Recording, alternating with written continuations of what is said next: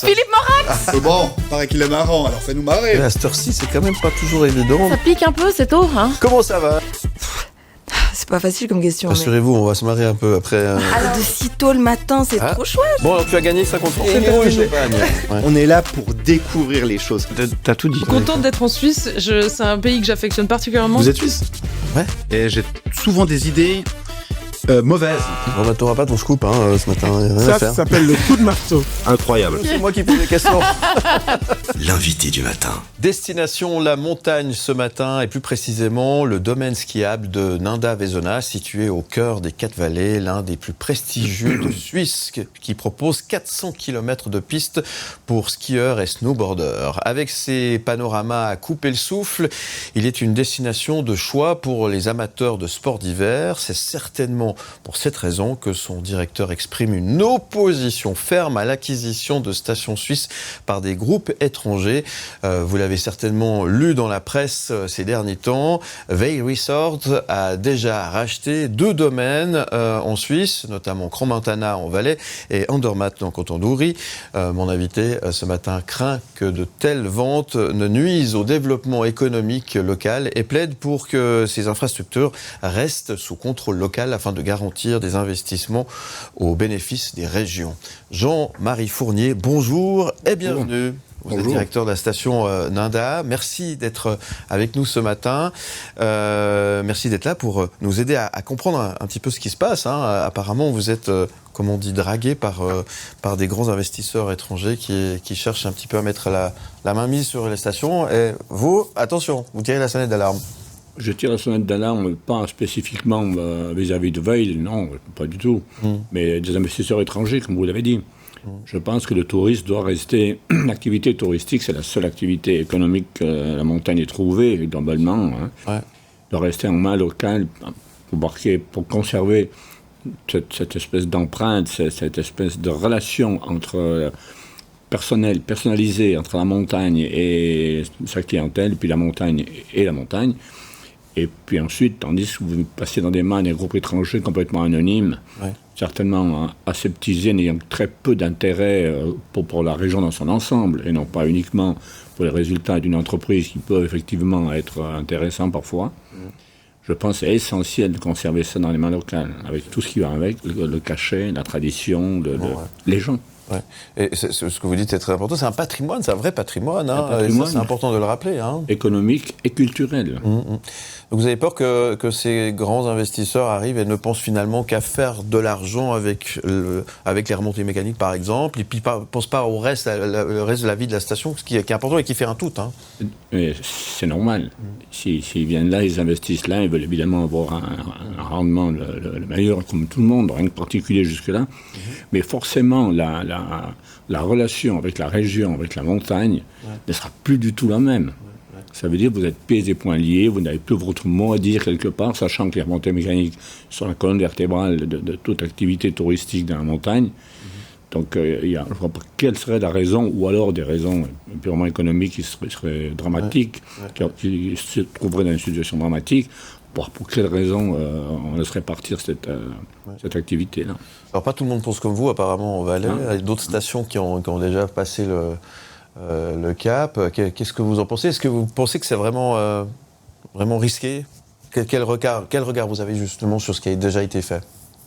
À Crans-Montana, par exemple, la dernière transaction qui a eu lieu, donc il était déjà en main tchèque avec M. Radovan Vitek. Voilà. Donc, mais lui, c'est un privé. Il avait vraiment un coup de cœur pour Crans-Montana, parce que je le connais quand même. Et puis, moi, je trouve son comportement, dans la stratégie en tout cas, il a quand même mis de l'argent, il a amélioré l'enneigement, il a fait des restaurants, il a aussi changé les installations. C'est un peu tout ce qu'on doit faire. Après, la relation qu'il y a eu avec les gens là-haut, avec la commune, voilà, c'est encore un autre point. C'est toujours compliqué là-bas. Voilà, exactement. C'est un autre point qui me conforte encore dans la position que j'ai sur le sujet. Et les valeurs que vous avez évoquées tout à l'heure sont effectivement très importantes. Et surtout parce que là, vous parlez avec le cœur. Et ça, c'est hyper important aussi. C'est chez nous, il faut le protéger. C'est ça, absolument. Philippe Morax. Bon, paraît qu'il est marrant, alors fais-nous marrer. Et à cette heure-ci, c'est quand même pas toujours évident. Ça pique un peu, c'est tôt, hein? On est là pour découvrir les choses. T'as tout dit. L'invité du matin. Et mon invité ce matin, Jean-Marie Fournier, préserver les stations de ski suisses des investisseurs étrangers. On en parle ce matin avec vous. Alors j'ai fait une petite erreur tout à l'heure. J'ai dit que vous vous occupiez de Nanda, mais pas seulement. Hein, vous vous occupez aussi de Vezona. Je vous laisse peut-être dire comme ça. Moi, on ne pourra pas dire que je n'ai pas dit juste. Oui, non, c'est pas bien grave. Nanda Vezona, c'est donc deux sociétés précédemment qui ont fusionné en 2016. Donc depuis, c'est le domaine skiable de Nanda Vezona qui représente, comme vous l'avez dit, les 50% de la moitié, grosso modo, des 4 vallées. Ouais. Et puis mon rôle là-dedans, je suis donc administrateur délégué, je suis dans le conseil d'administration, et non pas le directeur qui est un autre Fournier. D'accord. Mais qui n'est pas de parenté avec moi. Bon, d'accord. Alors c'est peut-être pour ça que j'ai confondu. Alors pardon. Et merci d'avoir corrigé. Effectivement, c'est important. On n'a pas envie de dire des choses qui sont pas vraies. Voilà. Comme ça, c'est réglé. Les choses sont dites. Merci en tous les cas, Jean-Marie Fournier, d'être avec nous. Je dis, on parle de la préservation des stations de ski suisses, au vu des investisseurs étrangers. Qu'est-ce qui fait que, selon vous, ces investisseurs étrangers, on évoquait notamment Vail Resort, qu'est-ce qui fait que finalement ils sont super intéressés à vouloir absolument acheter des stations en Suisse en ce moment? Dans leur stratégie à eux, dans leur situation, leur façon de fonctionner avec des stations un peu partout dans le monde, enfin dans beaucoup d'endroits dans le monde, c'était vraiment un autre, d'un point de vue purement financier ou économique, c'est tout à fait un autre modèle qui est pas du tout, qu'on trouve pas du tout chez nous. Ils ont des stations aux États-Unis, en Australie, en Nouvelle-Zélande, en Uruguay, maintenant en Europe un peu aussi. Donc ça fonctionne totalement différemment. Ouais. C'est déjà c'est la multinationale quelque part. Voilà. Tandis que chez nous, c'est plutôt beaucoup plus, un microcosme est beaucoup plus petit, local, même qu'il y a certaines stations qui ont quand même pas mal de moyens. Mais c'est totalement autre. Ouais. En outre, il n'y a pas que Vail qui s'intéresse à mettre la main sur ce domaine skiable. Ouais. On a eu récemment des discussions qui ont été très avancées avec le Haut-Valais, par exemple, les stations dans le Haut-Valais. J'apprends incidemment que la Compagnie des Alpes refait un peu surface, mais plutôt cette fois-ci dans la partie basse du canton. Donc, à l'évidence, tout ça représente une certaine attractivité pour ces gens. Ouais. Ça arrive dans une période où la neige n'est pas toujours au bon moment au rendez-vous. C'est aussi compliqué ça. Comment vous expliquez ça aussi? Parce que les stations doivent se réinventer aussi. Doivent être des stations, ce qu'on appelle comme les pizzas 4 saisons. Qu'est-ce qui fait qu'elles sont... Encore une fois, je repose cette question. Dans ce contexte-là, comment vous expliquez ce regain d'intérêt? Le contexte de la neige... Oui, on a toujours eu des années sans neige, des périodes sans neige. On a vu des glaciers qui étaient beaucoup plus reculés qu'ils sont aujourd'hui. Pour moi, c'est des choses qu'on ne maîtrise pas. Non. Qu'on ne maîtrise pas. Après, à nous de nous adapter et, comme vous dites, vous réinventer par rapport au mode de consommation que choisisse la clientèle d'aujourd'hui, qui est forcément différent de celui de hier et de celui de demain aussi. Bien sûr, ouais. Donc ça, c'est la mission de chaque entreprise, de chaque chef d'entreprise, de s'adapter à tout ça. Et proposer les bons produits qui continuent à rendre attractifs. Étant dit, et surtout, je vois qu'il y a derrière vous, quand vous avez un outil de travail comme ça, vous ne pouvez pas trop pleurer. Ouais. Non, c'est vrai que vous avez de la chance de pouvoir avoir ça devant vos yeux régulièrement, effectivement. Aujourd'hui, là, avec la météo, je profite de faire une petite parenthèse météo. Là, vous êtes inquiet avec ce qui se passe au niveau de la météo? Là, on annonce beaucoup de pluie. Hier, il pleuvait beaucoup. En montagne, on sait que c'est un peu compliqué. Oui. Il y a beaucoup d'éboulements, etc., etc. Est-ce que pour vous, c'est un problème aujourd'hui, ça? Est-ce que c'est quelque chose qui va changer finalement la donne? Alors, ce phénomène-là, on l'a déjà vécu avec à l'époque, quand il y avait certaines fois pas de neige dans certaines régions, notamment les Préalpes. Ouais.